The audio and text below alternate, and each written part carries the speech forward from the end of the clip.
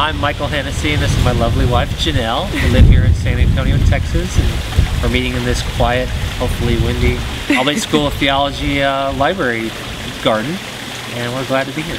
I'll start off. I did my first Ironman when I was 18, and I was raising funds for folks back home in Kansas City that went to a soup kitchen, and just had a real passion for exercise, and took 20 years off, had 6 children, and felt inspired. We'd lost a daughter, Rachel, in 2004 to help out AIDS orphans in Tanzania, and then the seed for helping out needy children kind of stuck with my wife and I, and we kept praying about how we could help needy children around the world, using Ironman as a vehicle to do that.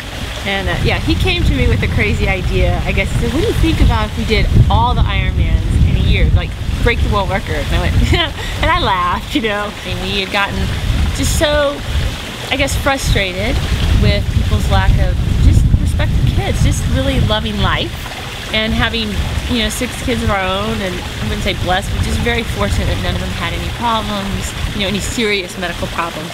We really wanted to do something to promote children and help kids.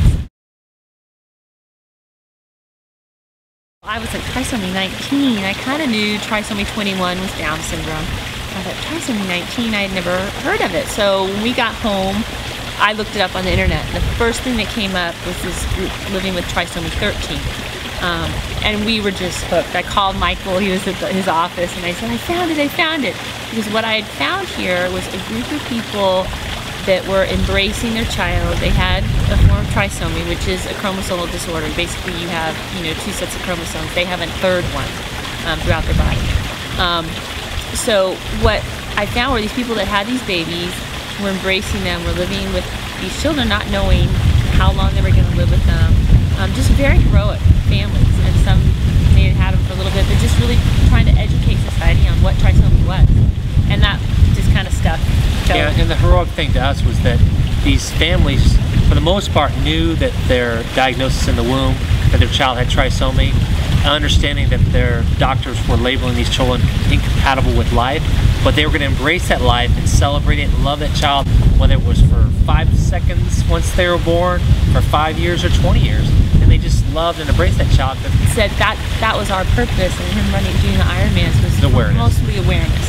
That they would know we're sending you out to these websites, and that people would know, okay, here's what it is, here's all the information. And it's been incredible. I think just talking to people all over the world, and people here in town that heard what he was doing, and as it slowly grew and kind of progressed, and people started knowing, oh, you've done how many Ironmans in a year? You know, most pros do, what, 3?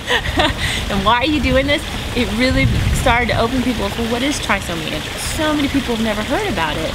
And every woman's tested for it. I mean, that's the markers. When you go in, you have a baby, and you do your first ultrasound, there's markers that they're looking for. The majority of it's trisomy. I mean, there's spina bifida. There are other markers, but trisomy is the main marker. And if people have never heard of it, so when they're sitting there and they, you know, there's this silence, and the doctor's looking, and the sonogram gets longer and longer, and they bring in someone else, and they're like, they finally say, oh, well, we think that there might be some trisomy here. I don't even know that there's been any of the parents that even were on this site that said, oh, I knew what they were talking about. They were all like, what?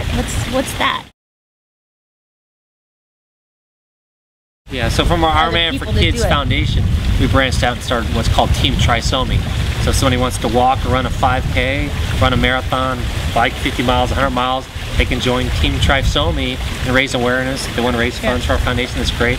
If not, if they need some support, some help, we're glad to help them out. And now we've got a friend that I met on a shuttle to the race in Ironman New Zealand. David Najawan lives in Indianapolis, and he's an attorney, and he's doing Ironman New Zealand again this year for Team Trisomy, these beautiful babies.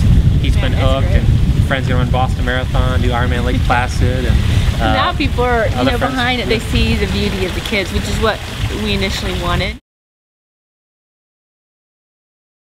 People, you know, think, oh, you know, you have to have a bunch of funding to start something, and I think you just have to have a passion.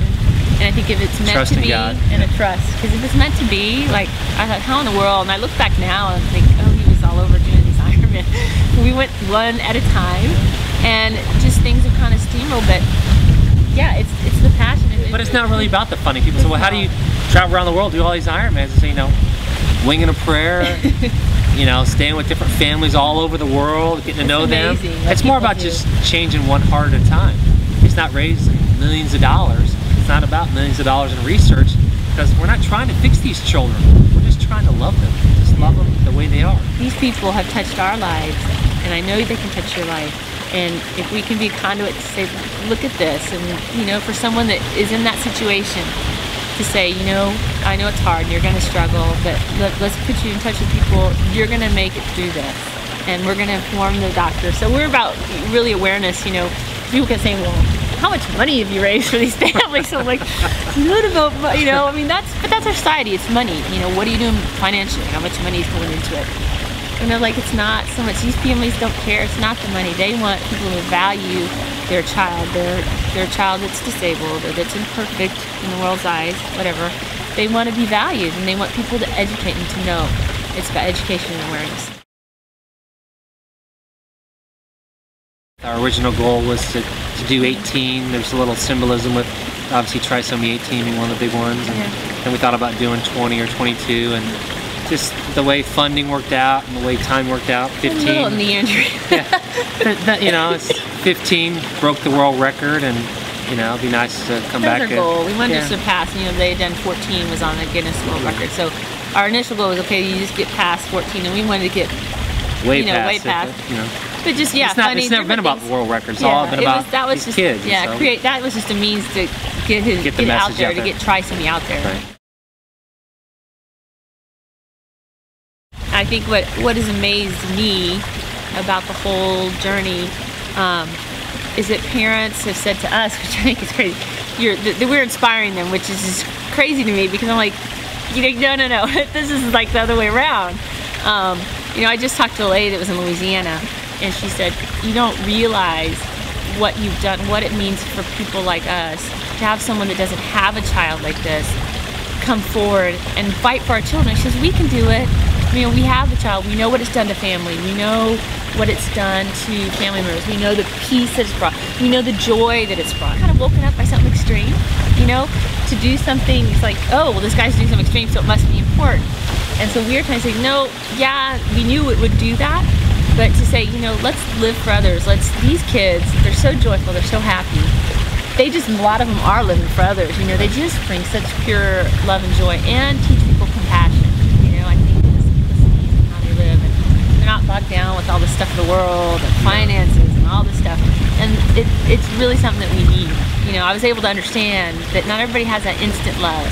So what I want to do, Michael, is like, if we could help people to meet them, to see what we see, to see their soul, because really they are just love. In a world that has so much going on, they're just pure love.